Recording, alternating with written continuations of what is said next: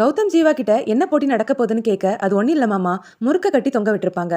Husbands எல்லாருமே wifi தூக்கி பிடிச்சிக்கணும். அந்த ஒய்ஃப் முறுக்க சாப்பிட்டு முடிச்சாச்சுன்னா அவங்க தான் வின்னர்னு சொல்றாரு. ரொமான்டிக்கான கேமா இருக்குது, இதுல எப்படியாவது கௌதம சேர்த்து விட்டுறணும்னு சந்தோஷ் நினைக்கிறாரு. என்ன சார், நீங்க போட்டியில கலந்துக்கலையா?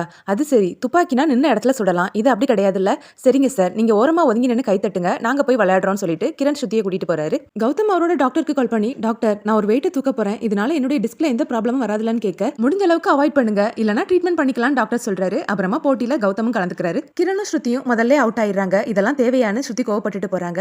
கடைசியில கௌதமும் மதுமிதாவும் தான் வின் பண்றாங்க. முதுகு வலியில படுத்து கிடந்த கௌதம்க்கு மதுமிதா வெண்ணி ஒத்தனை கொடுத்து சரி பண்றாங்க. கிஃப்ட் பிரிச்சு பார்க்க சொல்லி கிரண் கம்பல் பண்ண வேற வழி இல்லாம மதுமிதாவும் பிரிச்சு பாக்குறாங்க. அதுல மதுவும் கௌதமியும் சேர்ந்தது மாதிரி ஒரு பெயிண்டிங் இருக்குது. மதுவுக்கு கௌதமினா ரொம்பவே பிடிக்கும். இன்னைக்கு மதுவுக்கு கிடைச்ச கிஃப்ட்லயே நான் கொடுத்த கிஃப்ட் தான் பெஸ்ட் ஆனது, இதை தாண்டி வேற யாராலையுமே கொடுக்க முடியாதுன்னு கிரண் சொல்ல, என்னால முடியும்னு கௌதம் சொல்றாரு. கௌதம் யாருக்கோ போன் பண்ணி பேசுறாரு. என்ன கிஃப்ட் சார் அப்படி கொடுக்க போறீங்கன்னு கிரண் கேட்க,